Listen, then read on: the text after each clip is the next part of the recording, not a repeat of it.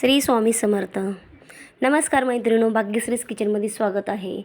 आज मी मस्त उन्हाळ्यामध्ये थंडगार कैरीचं पन्ह करणार आहे। त्यासाठी कलमी 2 मोठ्या कैऱ्या घेतल्यात, एक कलमी आणि एक थोडीशी गावरान आहे, एक आंबट आहे, एक थोडीशी कमी आंबट आहे। साल काढून बारीक चिरून घेणार आहे मी, किंवा असे साल काढून डायरेक्ट कुकरला लावली तरी चालते, पण मी अशी चिरून घेऊन कुकरमध्ये लावून घेणार आहे। मस्त गाळ शिजले जाते, मग त्याला काय मिक्सरला फिरवायची गरज पडत नाही। थोडंसं पाणी आणि थोडंसं मीठ घातलं आहे मी। 2 शिट्ट्या काढून घेणार आहे। बघा मस्त गाळ झालेली आहे।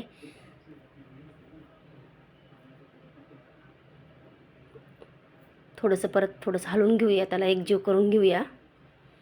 एकजीव झालेलं आहे। थोडं काळं मीठ घातलं मी आणि जिरे आणि बडीशोप मिक्सरला थोडी जाडसर वाटून घेतलेली ते पण टाकले आणि गूळ घातला आहे आणि अर्धा कप साखर घातलेली आहे आणि थोडासा पुदिना मिक्सरला थोडासा वाटून घेतलेला आहे, तो सुद्धा टाकला आहे। पुदिन्यामुळे स्वाद पण छान येतो आणि चव लागते जरा पण्याला। मस्त थंडगार उन्हाळ्यामध्ये पन्ह केलं की पोटाला पण थंडावा वाटतो, मुलं पण आवडून पितात। थोडासा बर्फ घातला आहे मी, परत थोडासा ग्लासात पण टाकला आहे। बघा मस्त थंडगार पन्ह तयार झालेलं आहे आपलं।